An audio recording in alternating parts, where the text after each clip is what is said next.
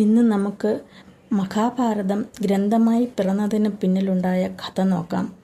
Video മൊത്തം skip ചെയ്യാതെ കാണണേ. വീഡിയോ ഇഷ്ടമായാൽ ലൈക്ക് ചെയ്യാനും കമൻറ്റ് ചെയ്യാനും മറക്കരുതേ. അത് എനിക്ക് ഇനിയും ഇതുപോലുള്ള വീഡിയോകൾ ചെയ്യാൻ പ്രചോദനം ആകും. മഹാഭാരതം ആദിപർവം അനുസരിച്ച് കുരുക്ഷേത്ര യുദ്ധത്തിന് ശേഷം വ്യാസമഹർഷി ആഴത്തിലുള്ള ധ്യാനത്തിലായിരുന്നു. കണ്ണുകളടച്ചപ്പോൾ മഹാഭാരതത്തിൻ്റെ ഓരോ കഥയും, ഓരോ ത്യാഗവും, ഓരോ യുദ്ധവും, ഓരോ പാഠവും അദ്ദേഹത്തിൻ്റെ മനസ്സിൽ പ്രതിഫലിച്ചു. ഈ കഥ കാലക്രമേണത്തിൽ നഷ്ടപ്പെടാതിരിക്കാൻ അദ്ദേഹം അത് എഴുതി സൂക്ഷിക്കുവാൻ തീരുമാനിച്ചു. വ്യാസമഹർഷി മാർഗനിർദ്ദേശം തേടി ബ്രഹ്മ ഭഗവാനെ സമീപിച്ചു. അദ്ദേഹം വ്യാസമഹർഷിയുടെ ജ്ഞാനവുമായി പൊരുത്തപ്പെടാൻ പറ്റുന്ന ഒരാളുടെ പേര് നിർദ്ദേശിക്കുകയും ചെയ്തു. അത് ഗണേശ്വരനായിരുന്നു. ഉടൻ തന്നെ വ്യാസമഹർഷി ഭഗവാൻ ഗണപതിയെ ധ്യാനിച്ചു.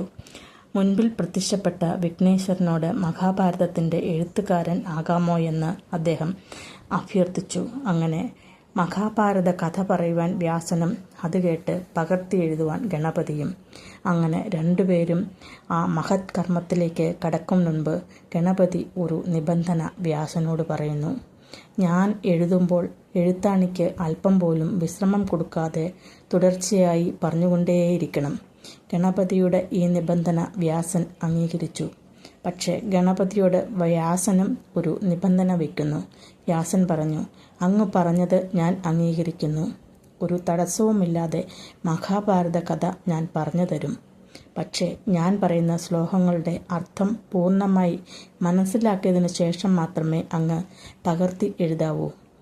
വ്യാസൻ്റെ ഈ നിബന്ധന ഗണപതിയും അംഗീകരിക്കുന്നു.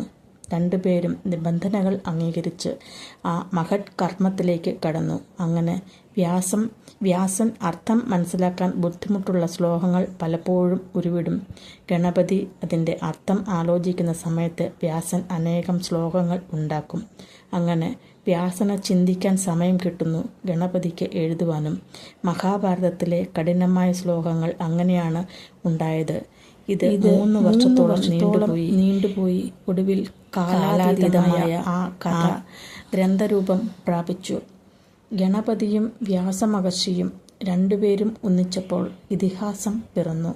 കാലദേശങ്ങളെ അതിജീവിച്ച് ഇന്നും ലോകത്തിന് ജീവിത പ്രതിസന്ധികളിൽ മാർഗവെളിച്ചമായി ഈ ഇതിഹാസം നിലകൊള്ളുന്നു. ഓം നമോ വിഘ്നേശ്വരായ നമഃ.